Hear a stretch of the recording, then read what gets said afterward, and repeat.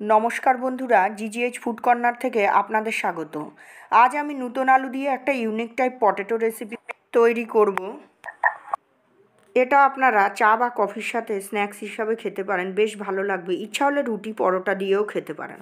তো চলুন দেখে নিন। আমি এখানে লবণ দিয়ে আলু সেদ্ধ করে রেখেছিলাম। সেই আলুগুলোকে আমি যেগুলো একটু বড় মনে হচ্ছে সেগুলো একটু 2 পিস করে নিচ্ছি। এবার কড়াই গরম করে তাতে আমি খানিকটা সর্ষের তেল দিয়ে দিলাম। দিয়ে এবার আমি কাঁচা লঙ্কা চিড়ে রেখেছিলাম এবং আদা কুচি করে রেখেছিলাম, সেটা আমি দিয়ে দিলাম। সেটা খানিকক্ষণ গরম হওয়ার পর সুন্দর গন্ধ আসা অবধি আমি হালকা নেড়ে নেব। তারপর আমি সামান্য পরিমাণ হিং দিয়ে দেব, বেশ কিছুটা। মানে এখানে আমি 1 স্পুনের কাছাকাছি হিং দিয়ে দিলাম। মনে হচ্ছে খুব গন্ধ বেরোবে, কিন্তু না, খুব একটা গন্ধ বেরোবে না।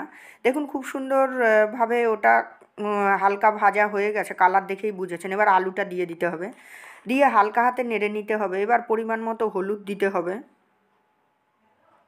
লবণ আমি যেহেতু আগে দিয়েছি, সেহেতু লবণ আমি খুব কম পরিমাণে ব্যবহার করব। ইচ্ছা না হলে আপনারা নাও করতে পারেন, যদি বেশি করে লবণ সেদ্ধর সময় দিয়ে দেন।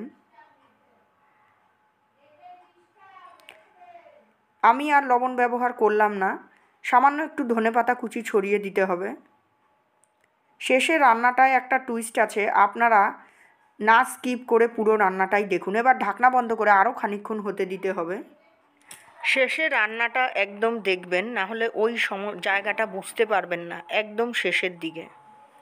সামান্য একটু চিনি দিয়ে দিলাম, লবণটা আর আমি ব্যবহার করিনি। আপনারা চাইলে টেস্ট করে দেখবেন। তো আমার মনে হলো লবণের দরকার নেই, তাই আর আমি দিলাম না। এবার কড়াইটাকে মাঝখানটা একটু খালি করে ওখানে সামান্য একটু 1 চামচ মতো তেল দিয়ে 1/2 চামচ মতো গোটা জিরা ফোড়ন দিয়ে দিতে হবে।